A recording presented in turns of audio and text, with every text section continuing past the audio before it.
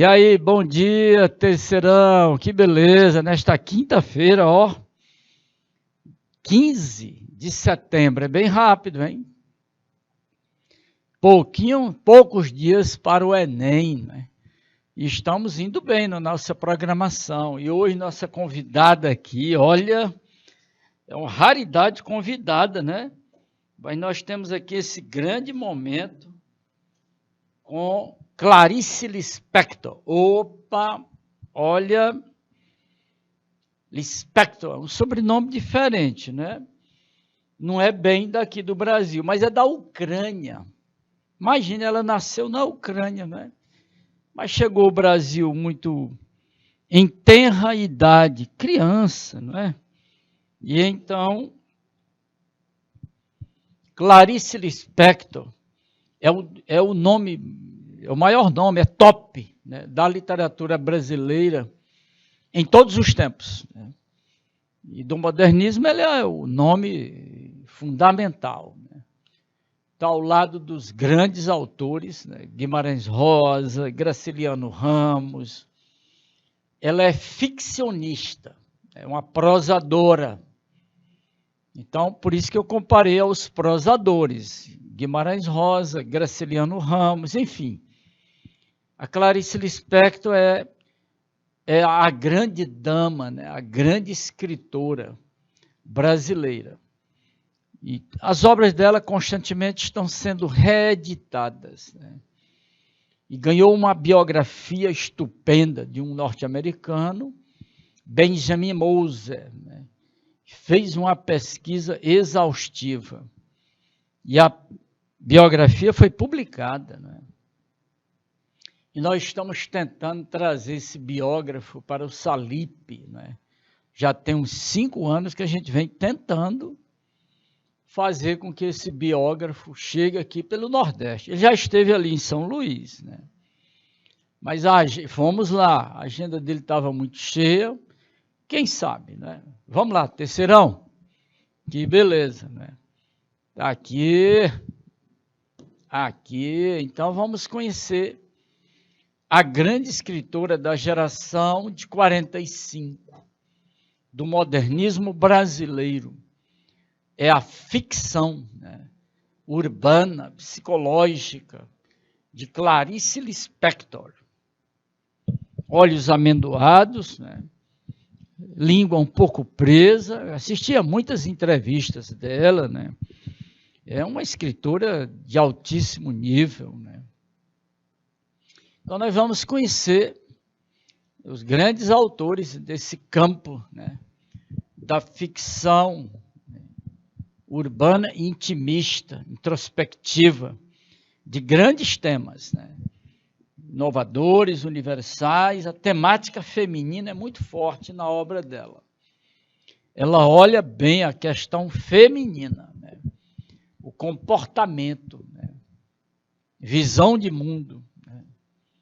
É tanto que a grande personagem dela é Macabea. Nossa, terrível, né?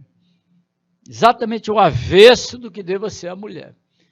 É a maior advertência na literatura ocidental de como não se deva comportar uma mulher. Pronto. Né? Aí.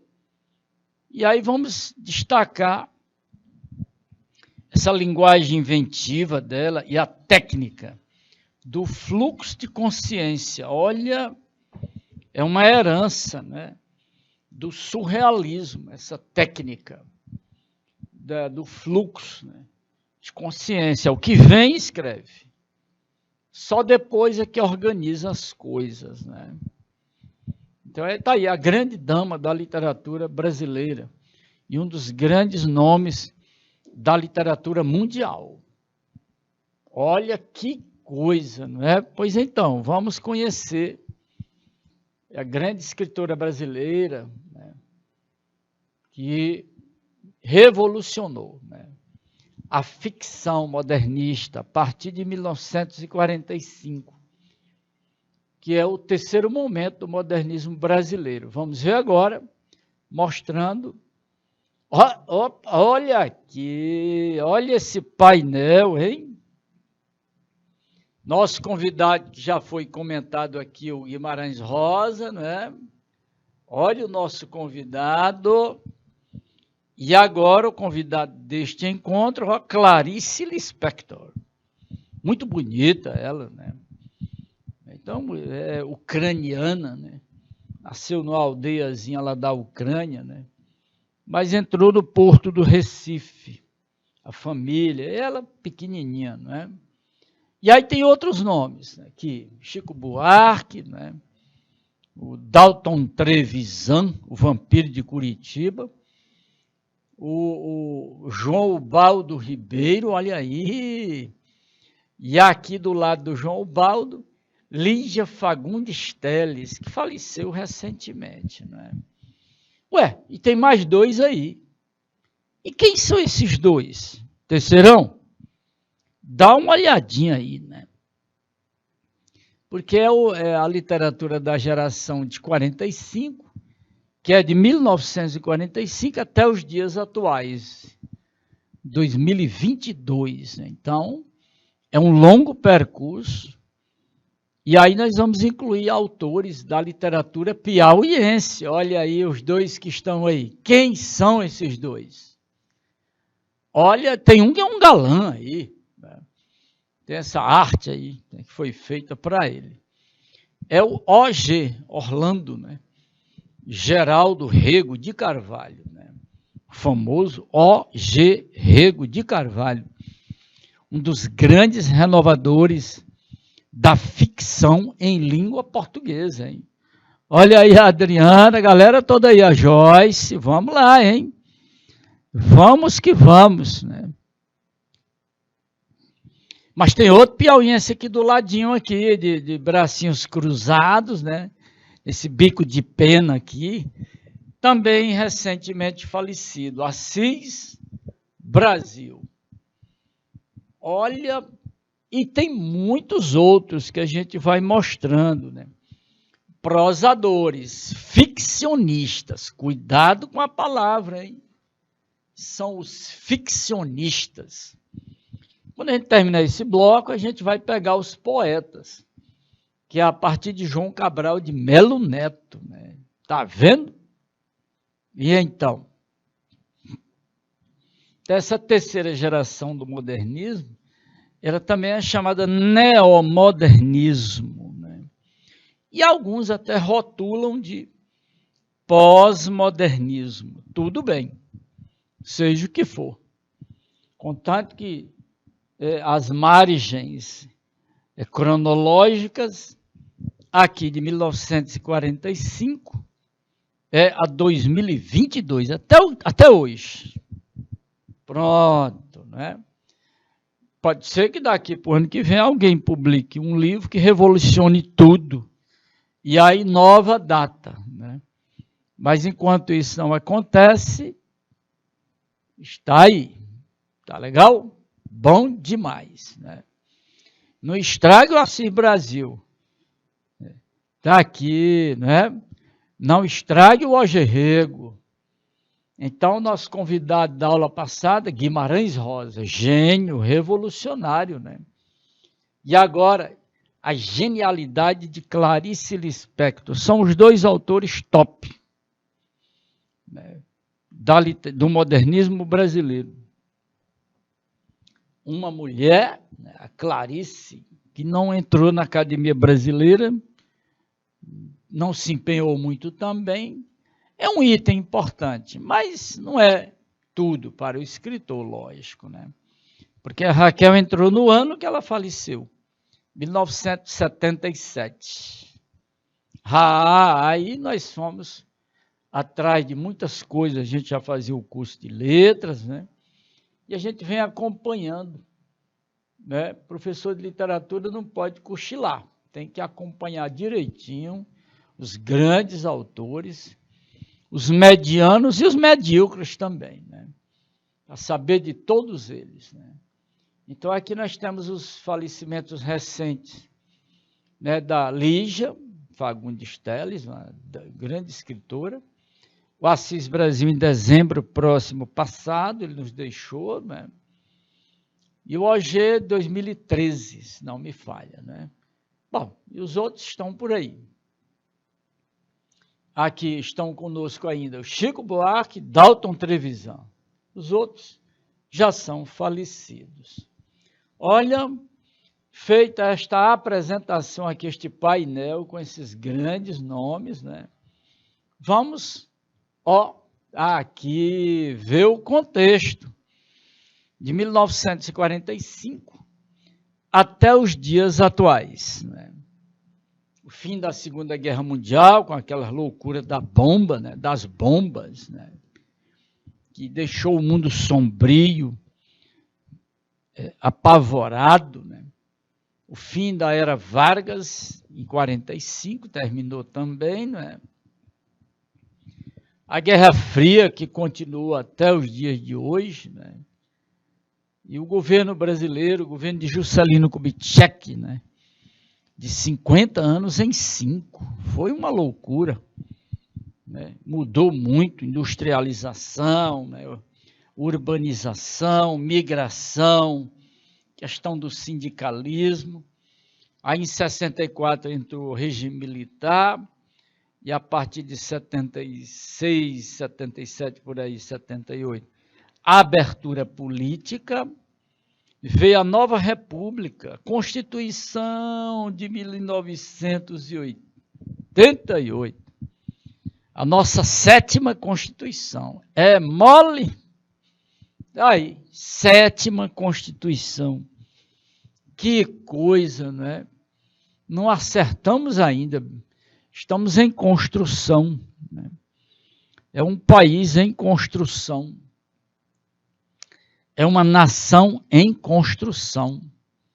Parece assim uma coisa absurda. 7 constituições e as dificuldades imensas continuam, né? E aí vieram os planos econômicos, os absurdos, né? Dos planos econômicos. E aí a questão da desigualdade social, né? E se aproximando, aí vem a questão da corrupção, mensalão, petrolão. Chegou pandemia da Covid. Então, imagine vocês, né? Então, de 1945 até os nossos dias, né? É o modernismo da 3ª geração. É a geração neomodernista, que chamam, né? Ou pós-modernista, né? E que eu quero chamar a atenção do terceiro, né? Para os grandes temas da atualidade. Aí vem a questão da redação, né? As questões envolvendo os gêneros textuais, né? Como as pessoas estão se comportando com a linguagem, as leituras, né? E observando o mundo com consciência crítica, a natureza, né? A questão social terrível no mundo todo, né? E os planos econômicos que o Brasil passou a viver, esses malabarismos, a partir do governo de José Sarney, né? Até, né, chegar ao plano real, né? Olha aí. Então, é um percurso longo e doloroso, né, que o Brasil vive, né? E uma Constituição está aí. Ainda não atende bem, né? Porque deixaram a Constituição muito aberta, muitos artigos, uma coisa absurda, né? São 7, né? Desde 1834 até a de 1988, 7 constituições, o que mostra que nós temos problemas sérios, né? Para a gente compreender e construir a nação, né? E definitivamente lapidar a nossa identidade cultural. Valeu, olha aí, galera, vamos que vamos, hein? Com todo cuidado. Aí o contexto. É preciso que o aluno preste bem atenção no contexto, né? O contexto social, o contexto político, o contexto econômico, né? Para poder a gente compreender a arte. O artista vai passando a esponja, não é? E vai revelando, né, situações, circunstâncias, né, para o melhor entendimento da realidade. Né? Pois está aí, até a pandemia. Nosso contexto está bem atualizado, hein? De 1945 até 2022. Né? Olha que coisa, né? Então, o terceiro precisa ficar de olho, né? Acompanhar bem, né, essa literatura. Né? Porque o percurso de 45 até os dias atuais é um longo percurso. E nós tivemos vanguardas, né, nesse meio aí, né? Movimentos culturais. Né? Imagine, nós tivemos o concretismo, né, na década de 1950, nós tivemos na década de 1960 o tropicalismo. E aí tem piauiense no meio aí, hein? Piauiense famoso, que é o Torquato Neto. Né? Você vê a literatura piauiense, ela é parte do todo, evidentemente. Né? Então, nós temos os grandes autores da literatura piauiense com repercussão nacional. Né? Então, no Enem, nesses 23 anos que está acontecendo, né, nós tivemos 5 questões de autores piauienses. Né? Só do Torquato Neto, 2. Então, significa dizer que o tropicalismo tem o seu expoente máximo na poesia. O piauiense Torquato Neto. Né? Tá bom aí, terceirão? Então, ó, com muito cuidado. Vamos lá, hein? Vamos ver aqui um pouco das características gerais do terceiro momento do modernismo. Né? De lá até agora, o que a gente tem visto muito, né, do Guimarães Rosa, que é o ponto alto dessa pesquisa estética, né, da linguagem. Né? O segredo parece que está ali, na forma de dizer, na linguagem. Né? E o ponto alto está com Guimarães Rosa, que foi o nosso convidado da aula passada. Né? As barreiras entre a prosa e a poesia foram quebradas. Né? Não tem mais essas barreiras aí. Né? Você está lendo prosa com aquele clima de poesia. Né? Você está lendo a poesia naquele clima de prosa. É assim. É o modernismo. Quebrou barreiras. Né? Ninguém estabelece mais nada. E aí vem, em cima da linguagem, essa questão da reinvenção, da renovação do código linguístico. Isso é o que chama a atenção, né? Muito. Uma forma diferente de dizer. Né? Não importa os conteúdos, que são os mesmos de há séculos. Né? O importante é como dizer. E aí estão essas características gerais dessa literatura de 45 até agora. Né? E os piauienses estão aí no meio, hein? Mário Faustino, Torquato Neto, cronistas e poetas contemporâneos. Né? Nós vamos mostrar para vocês. Né? Isso é muito curioso, muito interessante. Os autores piauienses da segunda metade do século XX e autores piauienses desses 22 anos do século XXI. Os contemporâneos, né? Os que estão aí produzindo, os novos, digamos assim. Então é preciso a gente conhecer a literatura piauiense, né? Esse nosso patrimônio. Nós é que temos que cuidar do patrimônio, porque ninguém vai cuidar por nós, ninguém vai ter nenhum interesse. Né? O interesse é nosso. com momentos bons e momentos ruins, mas somos nós que temos que cuidar.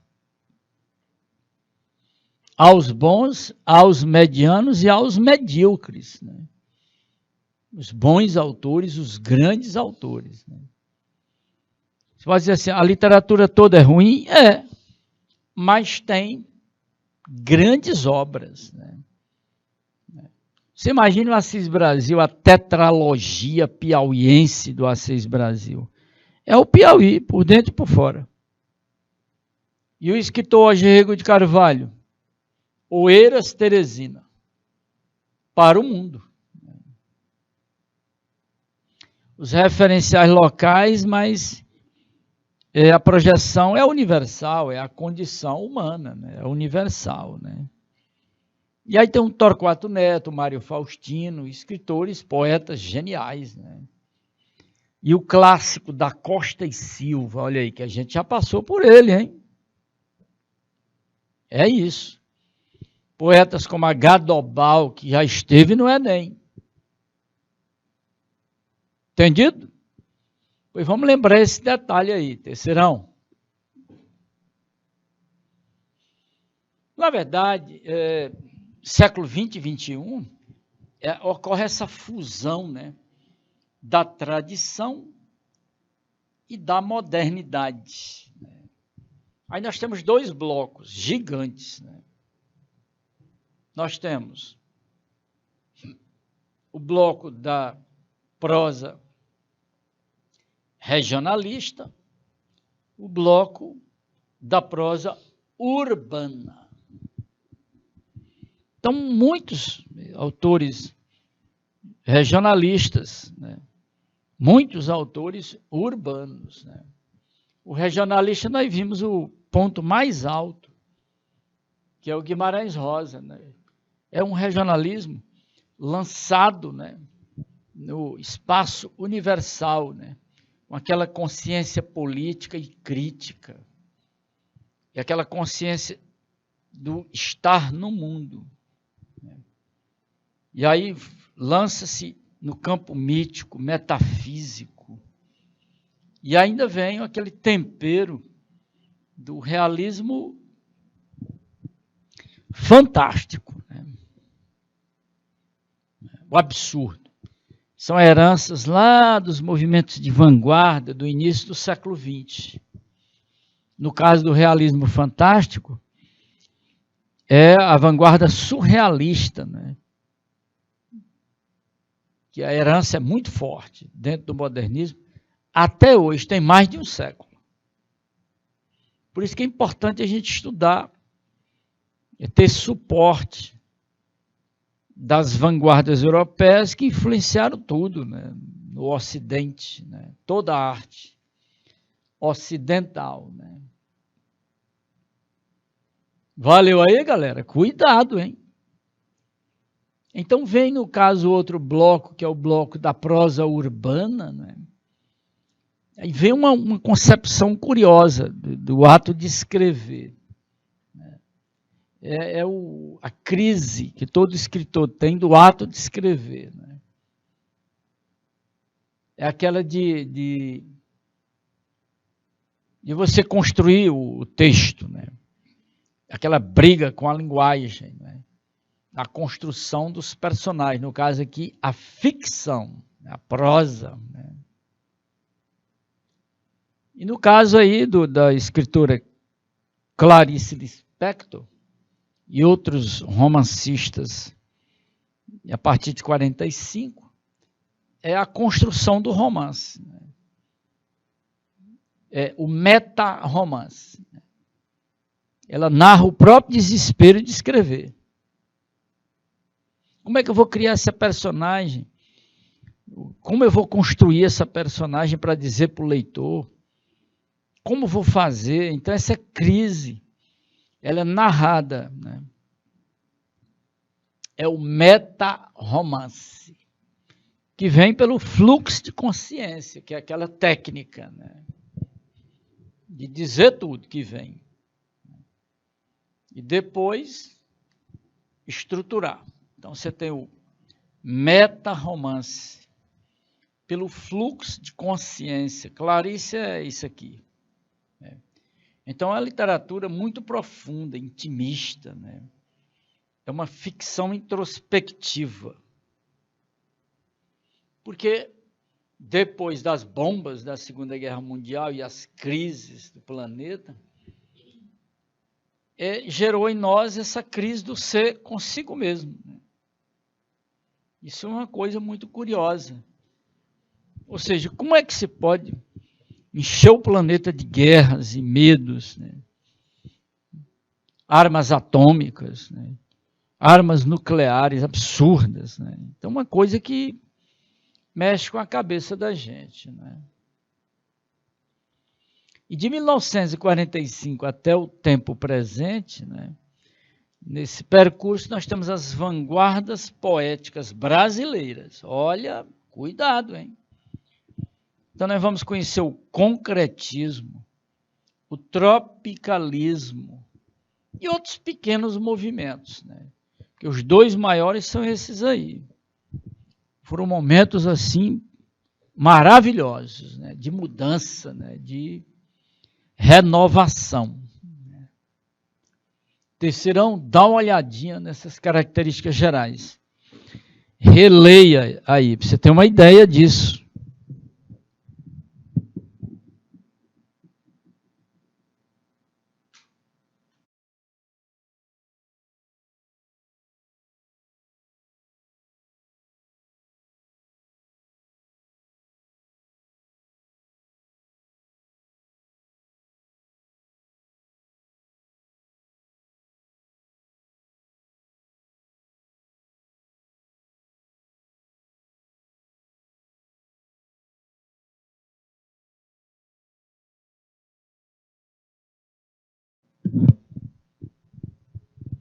E então, parece que as atenções estão voltadas para a linguagem, né? Ou seja, como encontrar a melhor forma de dizer. Essa crise, né, de encontrar a melhor forma de dizer, é um dos grandes segredos da literatura modernista. E essa pesquisa ela avançou muito a partir de 45. É tanto que Guimarães Rosa, nós vimos a linguagem dele, né? O processo linguístico revolucionário, né? De reinvenção, de renovação do código linguístico. E esse pico de desespero a gente encontra também na Clarice Lispector. E de lá até agora. O escritor Jorge Rigo de Carvalho, por exemplo, era um constante processo de correção, digamos assim, de lapidação do texto, né? Um trabalho penoso, né? Artesanal, bisturi, caneta na mão, para ir lapidando o texto, né? E é o que nós vamos ver nos textos da Clarice Lispector por aqui. Vamos lá. Continuemos. Opa, tá aí a Clarice, não é? 1920, né? 1977. Né? Uma escritora enigmática, né? Adorava essas coisas de bruxaria e ciências ocultas e tudo, né? Crise existencial, né? O século XX foi marcante, enquanto durou a questão da Guerra Fria e os medos no planeta, né? Eu trouxe aqui umas frases famosas dela, né? Que foram marcantes na literatura dela, né? Enquanto eu tiver perguntas e não houver respostas, continuarei a escrever. Bom, você vê a inquietação do escritor, né? Essa inquietação pela vida, os questionamentos, né? Mas o que se há de escrever que ao menos não se esmaguem com palavras as entrelinhas, né? Você vê a questão do mistério da palavra. A palavra é um organismo vivo, né? Fica se movimentando constantemente no ato da leitura, né?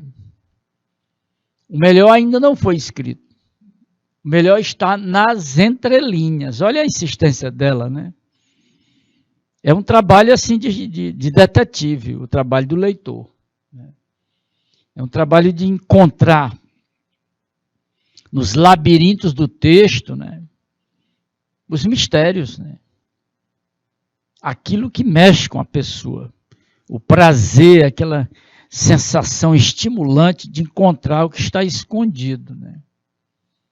Então, a questão de leitura não se encaixa bem nessa concepção do hábito da leitura, mas do prazer de ler, né? A sensação de você encontrar, né, o que está ali escondido nas entrelinhas. Então, todo grande escritor do modernismo, ele quer dar uma pitadazinha de professor de literatura, sabe? Quando ele diz assim, o melhor está nas entrelinhas. Mas como é que eu vou encontrar nas entrelinhas? Ah, aí é que está, não é? O melhor ainda não foi escrito. Não precisa escrever, está nas entrelinhas, é o que ela está dizendo, né? Mas em uma frase dela que é primorosa, né? Não tem pessoas que cosem para fora? Ela pergunta, né? Uma pergunta afirmativa. Não tem pessoas que cosem para fora? Cosem, coser, costurar. Que é uma das metáforas mais extraordinárias para o ato de escrever, né? É o de costurar. O texto ele é um tecido. E o tecido é feito de quê? De costura, de entrelinhas, né? Que vão cruzando ali tudo, né? Eu coso para dentro. Pronto, aquela de estudo, né, da literatura dela, da ficção dela. Eu coso para dentro. Então, significa dizer que ela é uma escritora, né, uma ficcionista, né, intimista, introspectiva. Bom, ela quer dizer o seguinte, não há aqueles que cosem para fora, eu coso para dentro. Eu costuro, né, eu produzo meu tecido com a introspecção, né, com o intimismo. Aí ela deu um show. Né? É uma sentença que gera TCC, gera mestrado, gera doutorado, pós-doutorado, ninguém esgota. É genial, né? É uma frase muito curiosa, a gente compreende bem o sentido da ficção dela, né? E que na linguagem Libras, a nossa intérprete de Libras, trabalha bem esse coser para comparar com o ato de escrever, de trabalhar os temas internos, profundos, né, da condição humana, né? E aí ela arremata o seguinte, eu sou uma pergunta. Ora, se ela diz aqui, enquanto eu tiver perguntas, eu sou uma pergunta, olha aí. Então, enquanto eu puder, eu escrevo. Interessante, não é? E aí, esse aqui, com esse olhar amendoado dela, esses olhos de amêndoas, né? E esse nariz arrebitado e essa língua um pouco presa, né? Era show as entrevistas dela, né? Tem muitas por aí, né? Se a Joyce, a Adriana quiserem conhecer mais, puxa lá no YouTube, né? O Google está lotado de entrevistas dela,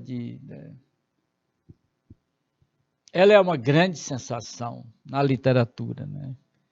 É um ponto muito rico, né, da literatura em língua portuguesa, né? É tanto que um norte-americano, Benjamin Moser, né, ele esteve aqui no Brasil, estudou no Brasil, e então aconteceu uma coisa com ele, uma epifania, essa palavra é própria da Clarice. Aconteceu uma epifania com ele, né? Ele apaixonou-se pela literatura dela, né? Então, o que ele fez? Passou anos escrevendo, pesquisando e escrevendo uma biografia esplendorosa da escritora, né? Escreveu em inglês, lógico, inglês norte-americano, e traduziram para a língua portuguesa. É uma biografia extraordinária, né? Então, imagine, o professor de literatura, o estudante de letras e tudo, e, além das obras, ele ainda precisa conhecer um pouco da personalidade. Então, tem que ir para as biografias, né? Isso é uma coisa que nós não temos ainda na literatura piauiense. Infelizmente, são pouquíssimos momentos, né, biográficos de autores como H. Dobal, Roger Rego, né, Torquato Neto. Tá aí, quem tem mais biografias é o Torquato Neto. Tem 2 biografias boas, né, mas insuficientes. A gente precisaria de mais biografias. Do Da Costa, por exemplo, né? Do Mário tem uma biografia muito boa. Uma biografia que foi produzida ao longo de 20 anos. Imagine por quem? Vocês não têm ideia. Por uma professora de literatura da Universidade do Pará. Lília Silvestre Chaves. Escreveu a biografia, uma biografia provavelmente seja a biografia de todas da literatura piauiense, a mais completa, né, do Mário Faustino. Nosso, nascido na rua Lisandro Nogueira, ali no centro de Teresina, né? E o casarão da família na Praça Landry Salles. Imagine a Praça do Liceu. Então, ela narra a infância, tudo, a família, para a gente ter uma ideia mais ou menos cuidadosa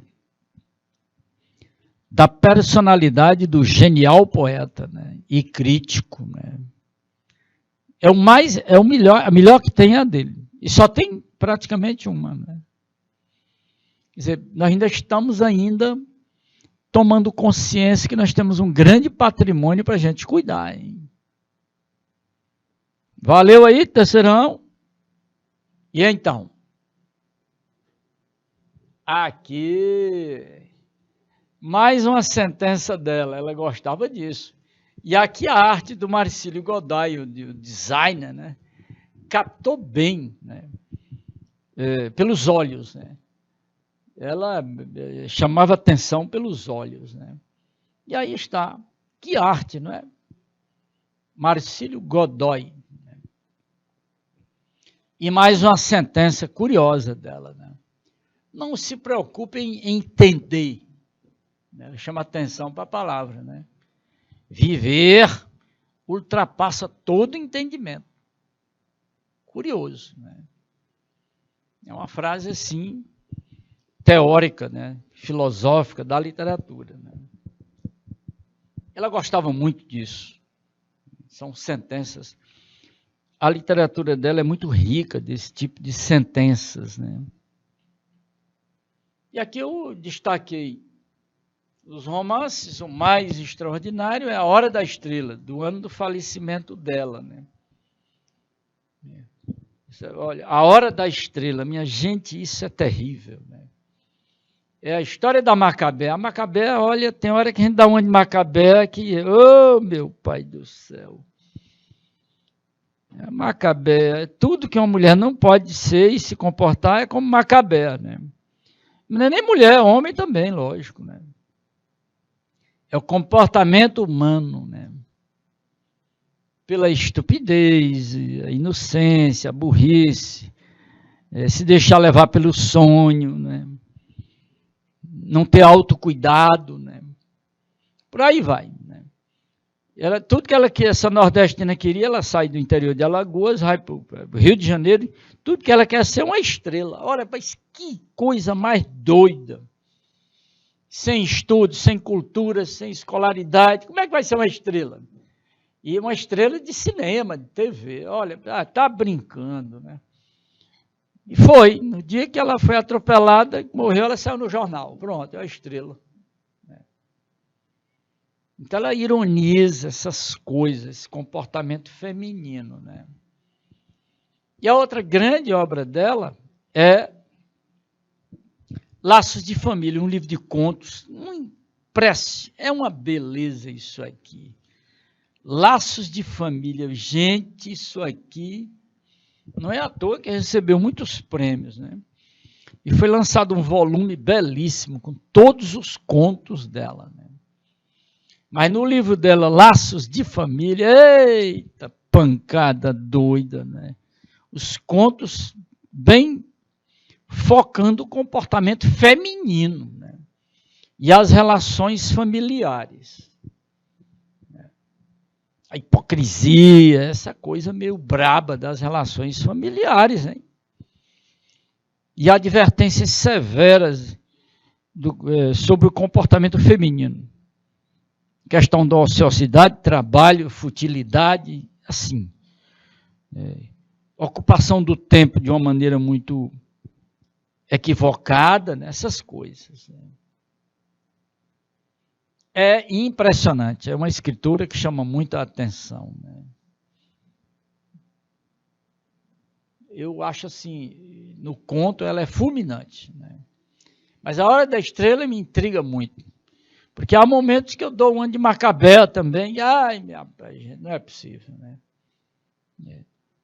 Você imagina ela escrever, criar essa personagem, o sacrifício para ela criar essa personagem. E apresentar a personagem para o leitor. É uma pancada, né? Como construir essa linguagem? Como chamar? Né? Esse desespero na linguagem, esse desespero de tecer o texto. Olha aí, de coser o texto. E coser para dentro. Essa coisa da viagem do autoconhecimento, né? A pobre da Macabea, quem faz esse autoconhecimento, essa viagem, é a escritora, é o eu, né, da narradora, né? Porque ela não tem condição de saber disso aí, ela é bronca, né? Dá vontade de a gente dar uns tapas na Macabea para ela acordar para a vida, né? Você não imagina a loucura que é a Macabea. Eu convido vocês a lerem A Hora da Estrela. Fizeram um filme, mas é tão ruim que eu não recomendo, né? O bom é o romance. Leia o romance. É um romance pequeno, né? Fulminante, terrível, né? A gente ri, tem ironia, tem humor, né? Dá vontade de você esganar a Macabea, né? Chamar a atenção, alumiar a cara dela. Presta atenção, coisa, né? Tu não é gente, é coisa, né? Vamos conhecer um pouquinho, né, das características e temas da grande escritora, tá bom? Bom, as pistas estão aqui, todas, né? A narrativa nela é uma narrativa intimista. Bom, nesse processo do intimismo, vem a questão filosófica, não tem para onde, né? E análise psicológica e social. E um clima, assim, de linguagem poética. Que beleza, né? É uma prosa com um clima, assim, de linguagem poética. Mas tem uma palavra aqui que é a cara da Clarice Lispector. É impossível você montar uma questão de qualquer concurso que a palavra não entre. Ela tem que entrar, porque explica a escritora, né? É a palavra epifania, né? Pancada, essa epifania, né? Significa revelação, introspecção, né? Um estalo para mudar a pessoa, né? Claro, não é nem no campo da religião, que a maior epifania da religião é de São Paulo, né? Quando ele cai lá do cavalo, que tem aquela epifania da visão de Jesus. Né? Um outro detalhe que já foi tocado aqui no assunto é a questão do universo feminino. Né? Ela joga duro. Né? Essa crise que as mulheres, com 24 horas, elas vivem isso. É crise feminina. Né? Aí ninguém melhor do que a Clarice, como uma mulher altamente intelectualizada, né? Super sensível, para narrar isso aí, criar a personagem. Né? Aí fica às vezes ruim para o professor de literatura. Ao dizer certas coisas, a pessoa vai entender que a pessoa está... Não, não é isso. É a escritora. Né? Ela leu muito a filosofia de Jean-Paul Sartre, que é o existencialismo. É a crise de ser e de estar no mundo. Agora, esse tema da falsidade das relações humanas e familiares, ela é craque nisso aqui. Né?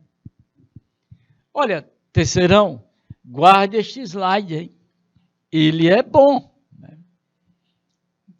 E um tema da própria narrativa dela é a linguagem. Então, você tem aqui a metalinguagem, o metarromance, a construção do romance. Né?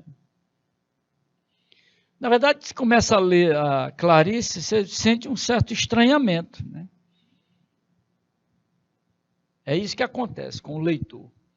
Ocorre um impacto, um estranhamento entre o leitor e a obra dela. Né? Ela trabalha muito o discurso indireto livre. Né? É melhor para ela esconder as coisas. Né? O pensamento do narrador em fusão com o pensamento da personagem.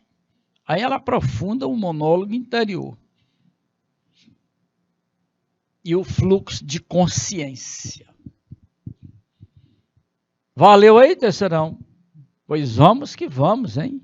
Estamos indo bem demais. Não perca essas características e temas, né? Muito bom.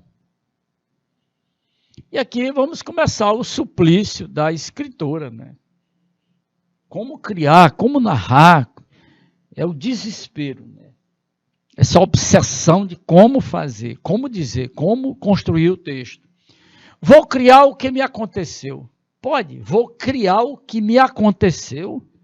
Mas como vou criar? Se aconteceu, agora é na linguagem, né? Só porque viver não é relatável, viver não é vivível. Terei que criar sobre a vida. E sem mentir. Criar sim, mentir não. Criar não é imaginação, é correr o grande risco de se ter a realidade. Entender uma criação, meu único modo. Né? Meu único modo. Entender uma criação, meu único modo. Precisarei com esforço traduzir sinais de telégrafo. O desconhecido para uma língua que desconheço. E sem sequer entender para que valem os sinais. Falarei nessa linguagem sonâmbula, que se eu estivesse acordado não seria linguagem. Isso está no romance A Paixão, segundo o GH. E você não vai saber quem é o GH. Lógico, GH é o personagem, GH. Você está vendo aí a crise da escritura no ato de narrar. Né? E tem uma questão. Ela vai fazendo esse tipo de monólogo, esse fluxo de consciência, e vai revelando essa constante preocupação com a escritura do texto. Cuidado! Cuidado! Que elemento do texto comprova tal preocupação? Né? É a dimensão metalinguística do ato de criar, né? A letra C é perfeita nisso aqui. Pegou bem, hein? Olha aí. Ótimo. Muito bom.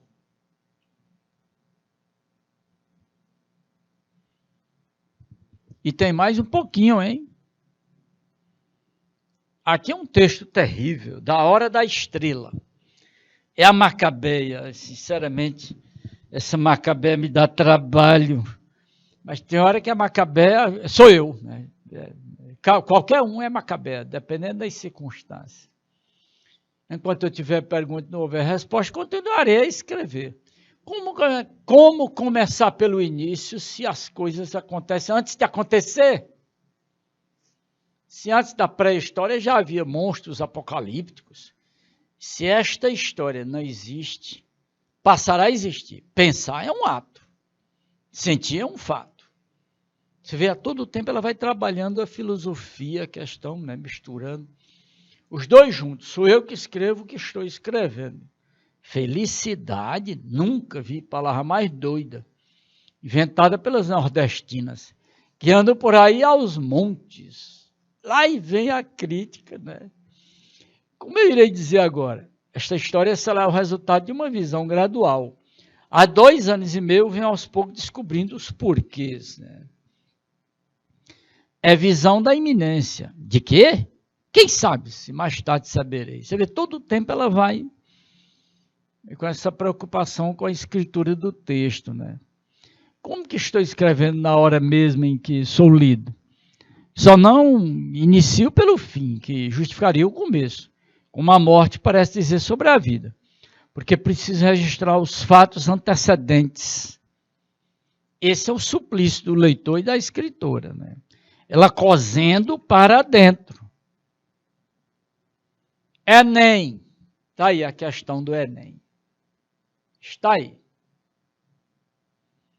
A crise, né, do existir e a construção da linguagem, do discurso, né? O grande momento é a hora da estrela. Convém, se tiver a oportunidade, né? O narrador se desespera na construção do texto, né, cozendo para dentro. São as questões, né, existenciais, né? E tem mais. A construção da narrativa, do discurso da narrativa. Então, você tem a letra C aqui, que é a resposta, claro, né?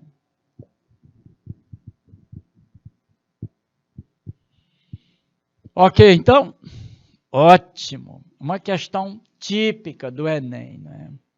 Você tem o texto, e aí o texto da Clarice, vindo da Clarice, é o desespero de construir a linguagem, de construir a personagem, por conta dos questionamentos existenciais, né? É permanente esse questionamento do ser e do estar no mundo, né? Tem outro fragmento aqui, para quase a gente encerrar, da Hora da Estrela também, né? É fascinante a Hora da Estrela. Não é fácil escrever. Pronto, já está questionando, olha aí, né? É o meta-romance, né? A metalinguagem. É duro como quebrar rochas, mas voam faíscas e lascas como aços espalhados. Você vê as metáforas, ela comparando o ato de escrever, né? Ah, que medo de começar, e ainda nem sequer ser o nome da moça. Isso para chegar na Macabeia, que é o nome da moça, sabe? Sem falar que a história me desespera por ser simples demais. O que me propõe a contar parece fácil, e à mão de todos, mas a sua elaboração é muito difícil, pois tenho que tornar nítido que está quase apagado e que mal vejo. Com mãos de dedos duros, enlameados, a palpar o invisível na própria lama. Que coisa, né? Olha, essa Clarice é genial, hein? E então? É um momento curioso, né? Esse fragmento, né? Da Clarice Lispector. E aí tem a questão sobre o texto, né? Para a gente fechar. Né? Fechando o nosso encontro de hoje, né? Com a dama, grande senhora da ficção brasileira. Né? É ponto alto, é top. Né? Tem ela e tem uma distância para as outras. No romance A Hora da Estrela, né, esse trecho do romance, né, ocorre uma concepção do fazer literário. Né? Você viu aí o desespero dela. Né?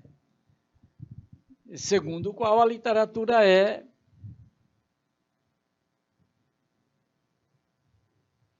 aquilo que não está claramente disponível, está dentro da lama que ela falou. Né?